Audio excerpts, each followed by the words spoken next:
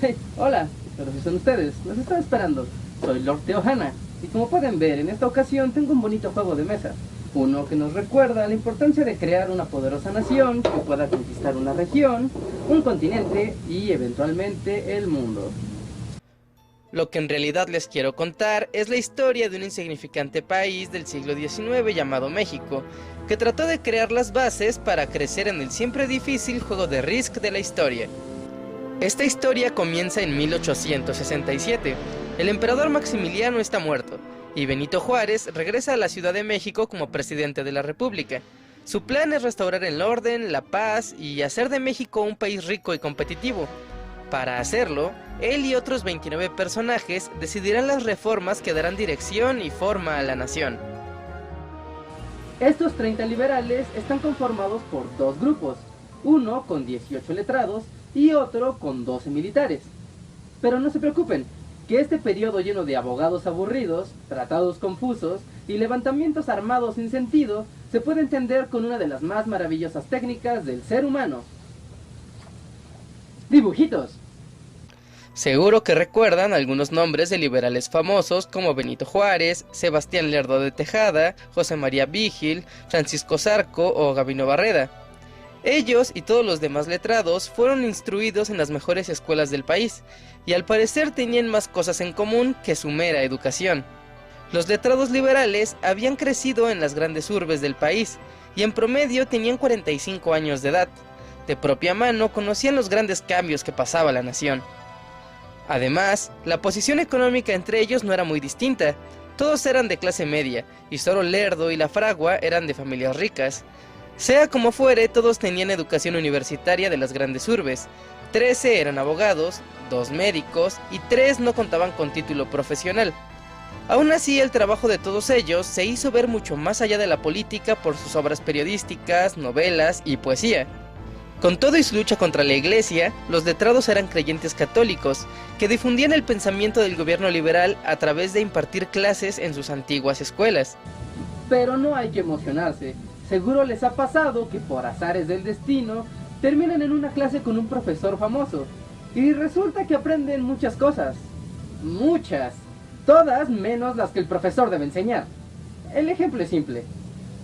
Muy bien, muchachos, les voy a platicar cómo restauramos la República. Todo comenzó en las quesadillas de Doña Petra. Yo le dije a Lerdo, Lerdo, estas quesadillas están muy buenas, pero las de atrás de la iglesia están más ricas. Y Lerdo me contestó que las de atrás no le gustaban porque le ponían salsa muy picosa, y entonces le respondí. El caso es que Maximiliano tenía muchos muebles y no sabíamos si conservarlos o tirarlos, entonces le dije al presidente Juárez que si nos los podíamos quedar, y él me dijo, pues sí, Guillermo, seguro que de algo nos sirven. Profesor, ¿esto qué tiene que ver con las leyes y el nuevo gobierno? Bueno, pues mucho, ¿qué no ves cómo las quesadillas de la iglesia nos cambiaron todo? Mira, voy a volver a empezar para que le entiendas. Estábamos en las quesadillas de Doña Petra y le dije a Lerdo, ¡Lerdo! Me aterro de solo pensarlo. Continuemos. Los liberales ilustrados fueron los más fieles al plan constitucional, y tanto antes como después del conflicto fueron apoyados por la aristocracia y la clase media del país. Sin embargo, con todo y apoyo, los letrados tuvieron que huir a la frontera norte para escapar de la intervención francesa y el imperio. Y bueno, del 62 al 67 los letrados están escondidos en el norte y no hay mucho que decir sobre ellos. El caso es que al final, con la restauración, ellos quedaron al cargo del gobierno. Pero los liberales letrados no estaban solos. Junto a ellos había 12 militares que apoyaban la Constitución de manera armada. Muchos de ellos han caído en el olvido, pero otros llegaron al punto de rockstars. Porfirio Díaz, Vicente Riva Palacio y Mariano Escobedo son de los pocos nombres recordados del grupo de los 12 militares, que al igual que los letrados, tenían más en común que el mero uso de las armas. Su promedio de edad era de 36 años, y casi todos venían de familias pobres del norte del país. El único militar proveniente de familia adinerada era Vicente Riva Palacio. Fuera de él, los militares contaban con una instrucción igual de pobre. La educación básica era la constante en el grupo, y sobra decir que los méritos extracurriculares tampoco eran su fuerte. Claro, a excepción de Riva Palacio, que además de militar era abogado, literato, poeta, periodista y dramaturgo. Era algo así como un super militar. Los militares también eran fieles al catolicismo y ganaban popularidad gracias a su sangre fría y a las batallas ganadas. Sin embargo, la lealtad no era su fuerte.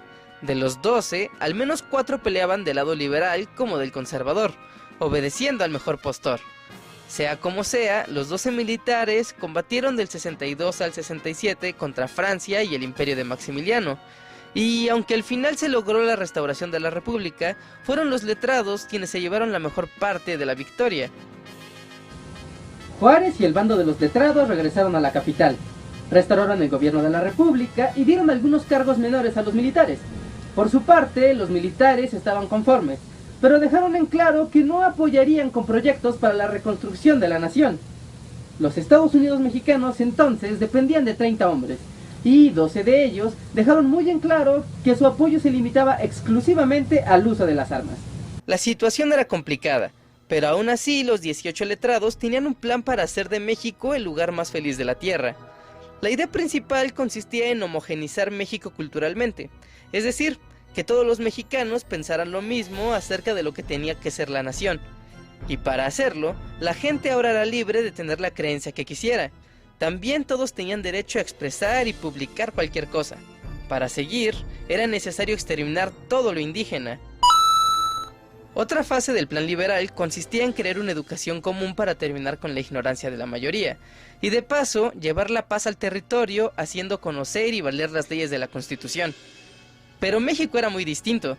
Los conservadores no querían obedecer la Constitución, los liberales eran minoría, el ejército no tenía control, y la mayoría de los mexicanos eran analfabetas e indiferentes a la Constitución, las leyes, a la democracia o a la mera posibilidad de hacer valer su voz como ciudadanos. Además, gran parte de la población estaba acostumbrarse a ganarse la vida mediante el pillaje, el robo, la estafa o el juego. No es difícil imaginar lo que iba a pasar.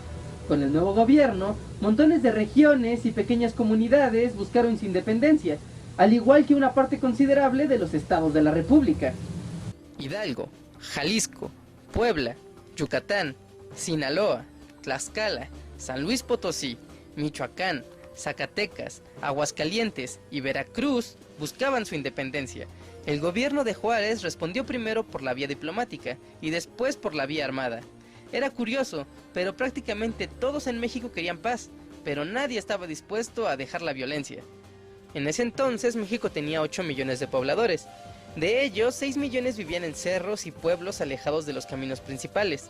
4 millones eran niños y solo 2 millones conformaban la fuerza de trabajo. Era lo equivalente a una persona con potencial de trabajar por cada 100 hectáreas de territorio. Además, los mexicanos tenían problemas para multiplicarse y crecer, ya que solo 4 de cada 10 bebés tenía posibilidades de sobrevivir a la insalubridad y las enfermedades. En resumen, la sociedad mexicana del siglo XIX se caracterizaba por ser escasa, pobre, sucia, enfermiza, indiferente, analfabeta, ignorante, xenofóbica, agresiva e inerte. Algo así como la Edad Media, pero mexicana. Al mismo tiempo, el mundo seguía su curso. Los países más ricos se industrializaban, y mucha gente en Europa buscaba en el continente americano nuevas oportunidades para hacer negocios, trabajar o simplemente establecerse. Madre, lo he decidido. Iré a América a buscar fortuna. Me embarcaré a los Estados Unidos mexicanos. ¿A los Estados Unidos mexicanos? ¿En serio piensas ir a ese basurero?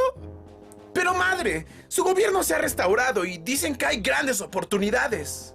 No seas ingenuo, hijo. Eso lo dicen siempre para ver cuántos tontos caen. ¿Tontos? ¿Por qué siempre me dices tonto, madre?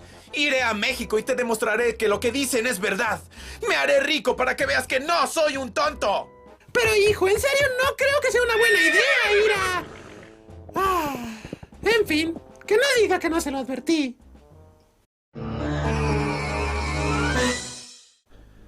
Disculpe, señor, estoy perdido. ¿Hacia dónde se encuentra la siguiente ciudad? Pues estás siguiendo el camino, güerito, pero te informo que lo que ya encontraste es uno que te va a hacer perder. A ver, dame todo lo que traigas, rapidito. Pero señor, estoy perdido. Mejor apúrate, que no tengo mucha paciencia. Ok, muy bien, muy bien.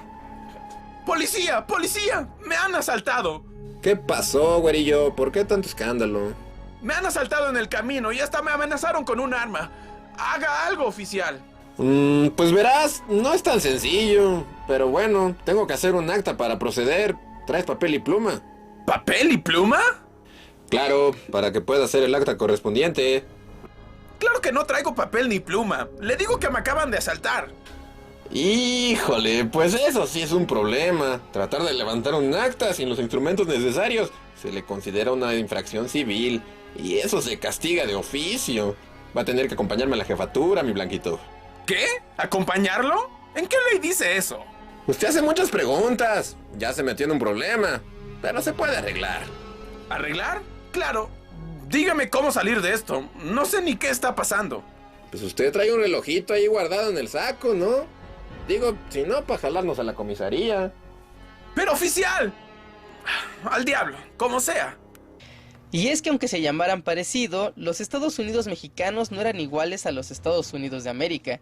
Las diferencias se hicieron notar rápido, y es que mientras los mexicanos eran desconfiados de todo, los norteamericanos creían en su nuevo gobierno. Mientras que el concepto de democracia le cayó pesado a México, a los Estados Unidos la democracia les ayudó a llevar la ley y la paz a todo el territorio. Mientras que el ejército mexicano obedecía al mejor postor, el ejército de la Unión Americana era fiel y obediente a su gobierno. Por otro lado, la población estaba interesada en otras cosas. En México, ser un bandido o un peón era algo común, mientras que en los Estados Unidos, los ciudadanos estaban interesados en hacer negocios. Fanático imperialista, amante de los norteamericanos, ¿cómo comparas a nuestra raza de bronce de esa manera con los gringos? Si tanto te gustan, ¿por qué no te vas a vivir con ellos? ¿De qué hablas? Yo solo estoy mostrando las diferencias. Además, ¿cómo te lo digo? Ya sé. Mira, lo que quiero decir es que no se puede pasar del total oscurantismo al capitalismo nomás porque sí. Lo que pasa es que no aprecias tus raíces ni tus tradiciones. A ver, ¿por qué no te pones a hacer algo para que las cosas cambien? ¿No me escuchaste? Estoy tratando de explicar un punto. Por personas como tú el país no progresa. No aceptas la riqueza y la historia de nuestro pueblo. Vaya, ni siquiera se puede conversar contigo. Largo de aquí. O disparo. ¿Lo ves? Hasta tu pistola es de material extranjero, de las empresas capitalistas. Lo que deberías hacer es... Suficiente. El caso es que en México los estados no estaban muy unidos. Había divisiones y hostilidad entre los estados de la República. El trabajo forzado y el peonaje eran casi una tradición, y el eterno sedentarismo y negación a convivir con los demás pueblos hicieron de este un lugar donde a los grandes países no les interesaba invertir, especialmente cuando el gobierno local estaba endeudado y en la bancarrota. Esa es la historia de la Reforma de México, y de las personas que quisieron hacer de este un lugar mejor. Y de cómo la economía, la cultura y los propios mexicanos fueron clave para dar resultado a la maravillosa nación que tenemos hoy en día. Yo soy Lord Teohana, y si lo puedo jugar, lo puedo explicar.